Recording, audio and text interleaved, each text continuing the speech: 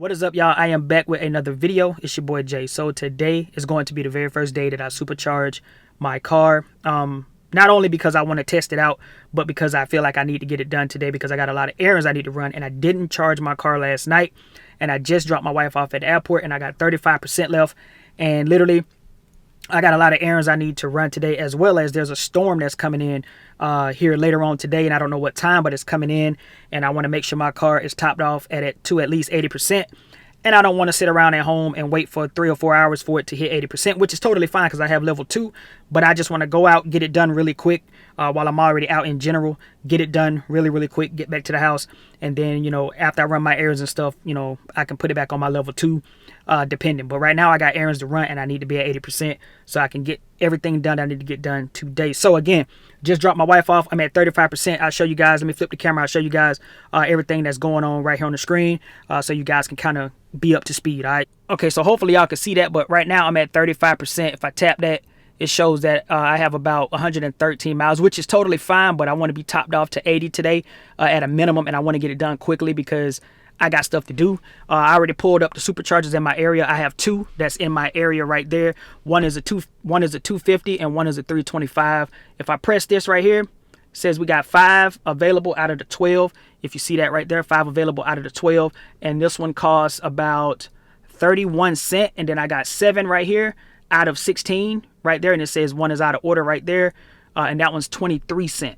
All right, so because the one that's 4 miles away is the closest one to me, I could go to the 325, but I'm not too concerned with 250 or 325 because at the end of the day, I do charge at home every single day in general. But today I just need to get a quick little charge, and I think this 250 can probably get me back up to 80% pretty quickly. So again, I want to try it anyway, so why not try it? You know what I'm saying? Why not go out and just test it out in general, just at least to make sure it works so I can see how much stuff costs.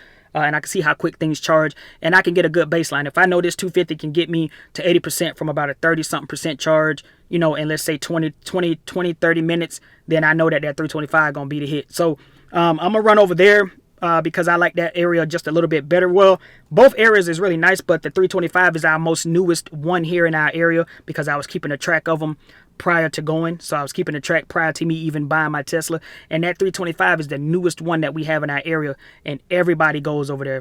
That's like our main shopping area, and everybody goes to that one. The 250 one is more of like the older one, and that one was built a while back, and not too many people go there, but it is what it is. So I'm gonna jump on the road right now. I'm gonna pull off. I just got me something to drink right here for the wait, so I'm gonna go over there to the 250. And yeah, I pick y'all back up once we get over there. Oh, and one other thing I forgot too, man, is to let you guys know that you always want to navigate to the supercharger in general because it's going to precondition your battery. You should see it pop up right there. Preconditioning battery for fast charging. So that way your car can already be ready to go when it gets there. All right, so let's head over there. We about 0.4 miles away. We literally right around the corner from the charger right now. It says we're going to be there with 31% charge. Battery seems to be preconditioned. Says we have how many people? So we got 6, so that's going to be 6 stalls that's open. 6 is there.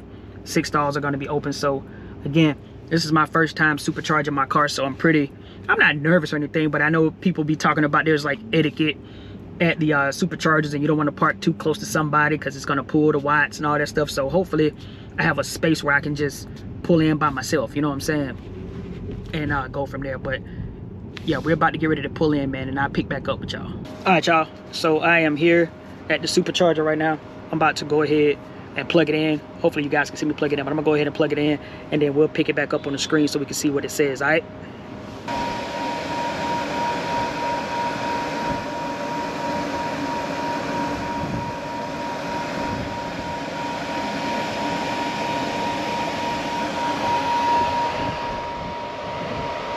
Okay, so we just plugged in right now. It says we got 25 minutes. We are ramping up pretty good right now, and we got it set to about 80%, and this is where we at right here. It says it's going to take us about 25 minutes to charge, and that's crazy. From 31% to 80%, that's crazy. 25%, I mean 25 minutes, that's crazy, man. What's that? We got 170 kilowatts. Says we're going to get 682 miles an hour. I mean, it's still kind of climbing, but 167, I feel like that's where it's kind of capping out at, which is totally fine for me because 25 minutes, that's way better than me on my level 2 right now because I need 80%. That's better than my level 2 doing 80%. So that's where we at. Okay, so here's one more quick update, just a thing that I did notice. Right now we're at 71%. We're almost done since we got about 6 minutes. But I noticed that the kilowatts right here dropped down to 68. And I think that's because we're getting closer and closer to the end of the charge. But now it's down to 68. But it's still pulling 275 miles an hour. So that's pretty good. Plus 32 kilowatts. For me personally, like I say, I'm still new to this stuff. So trying to read these stats, I'm not the best right now. But give me some time. I kind of understand this stuff a little bit more. But right now, it's dropping down. It's at 66 now, but we are at 72%. And so far, the session cost, look at how much that cost. So far, we're at $10.30 and climbing. We still got 8% left to go. So I'll show you guys the total at the end. All right, y'all. So the charging is complete. We hit 80%.